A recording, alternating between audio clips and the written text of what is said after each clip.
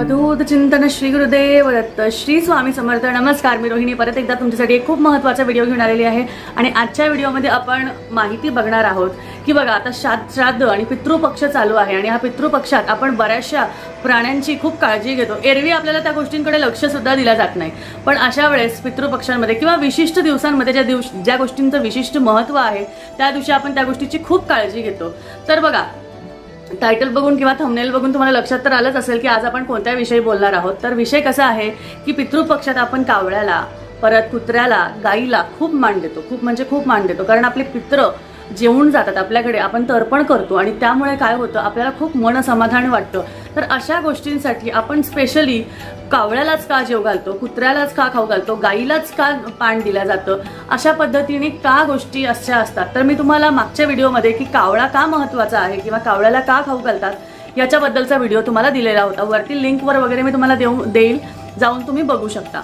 आणि त्याचबरोबर आजच्या व्हिडिओमध्ये आपण बघणार आहोत की कावळा जर आपल्याला भेटला नाही किंवा कावळा दिसला नाही तरी सुद्धा गाईला, कुत्र्याला पण आपण देतो। तर आजच्या विषयामध्ये आपण बघणार आहोत की कुत्र्याला का एवढं महत्त्व दिलं जातं पित्रामध्ये किंवा श्राद्धामध्ये, कुत्र्याला का त्याचा घास काढून त्याला सुद्धा दिला जातो, कारण आणि ते का महत्त्वाचं आहे, का आपण त्याला तेवढ्या गोष्टी मानतो। तर बघा कसं असतं ना, श्राद्धामध्ये इवन कावळा जरी नाही भेटला तर बाकीचे पक्षी जरी येऊन जेवले ना तरी आपल्याला तेव्हा मन समाधानी थोडं वाटतं। पण तेवढ्यातल्या तेवढ्यात कावळा, कुत्र्यानी आणि गाईनी तो घास खाल्ला आपल्याला जास्ती बरं वाटतं। त्यामुळे काही महत्त्वाच्या गोष्टी आहेत, त्याच्या मागचे काहीतरी कारण आहेत, ते आपण आजच्या व्हिडिओमध्ये जाणून घेऊया।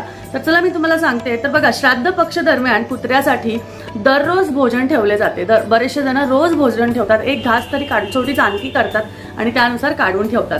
तर त्याचं कारण आपण बघूया। तर पहिलं कारण असं आहे की श्राद्धात पंचबली कर्म केले जाते आणि ज्यामध्ये एक श्वान बली आहे, म्हणजे कुत्र्याला खायला घालणे। श्वान बली म्हणजे कुत्र्याला खाऊ घालणे। कुत्र्याला आपण जे काही करू त्याला खाऊ घालण्याची परंपरा आहे, त्याच्यामुळे ती गोष्ट आहे की कुत्र्याला तेवढा महत्त्व दिलेलं आहे।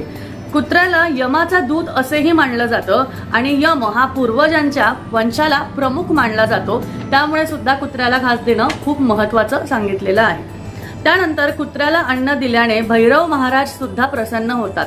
भैरव महाराज सुद्धा प्रसन्न होतात, जेणेकरून व्यक्तीला अचानक कुठलाही प्रकारचा त्रास होऊ नये असं म्हटलं जातं, म्हणून सुद्धा कुत्र्याला घास दिला जातो। त्यानंतर कुत्रा हा देखील पूर्वजांचा एक प्रकारच मानला जातो, त्यामुळेच आपण म्हणतो ना की कावळ्याला घास द्यायला हवा, कुत्र्याचा घास काढायचा, गाईचा घास काढायचा।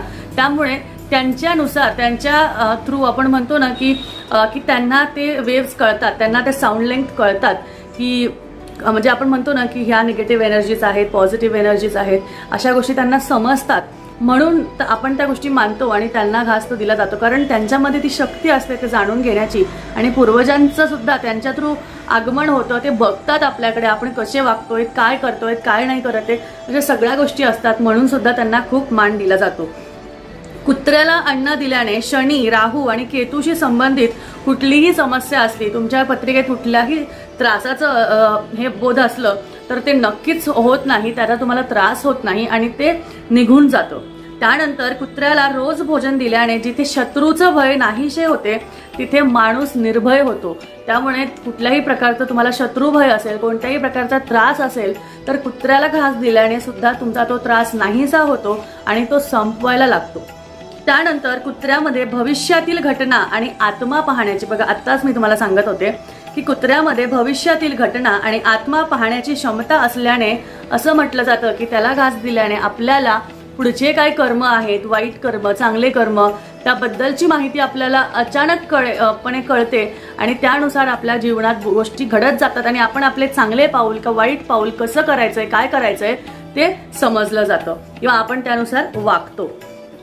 त्यानंतर कुत्रा घरातील आजारी सदस्यांचा आजार स्वतःवर घेतो किंवा येणाऱ्या आजाराची माहिती 6 महिने अगोदरच देतो आणि त्यानुसार मी आत्ताच बघा तुम्हाला म्हणले की अगोदरच आपण त्या गोष्टींची जी आहे प्रचलचना की आपण हा बाबा आपण अशी गोष्टी घडणार आहे तर आपण याची काळजी घेऊ, असं करू, अशा गोष्टी घडतात आणि येणाऱ्या गोष्टी घडू नये म्हणून त्या आधीच चालू होऊन जातात। म्हणजे तो एक प्रकारचा आपल्यासाठी दूत आहे जो सगळे संकट त्यावर घेतो, कारण तो अबोला आहे, तो काही बोलू शकत नाही, पण ते संकट जे आहे त्याला जे दिसून येतात त्याची तो काळजी घेतो आणि आपल्याला आपलं रक्षण त्यामुळे करतो।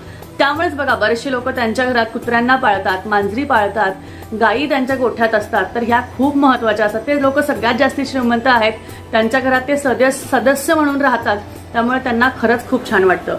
त्यानंतर जर संतान प्राप्ती होत नसेल तर काळा कुत्रा पाळण्याचा सल्ला दिला जातो.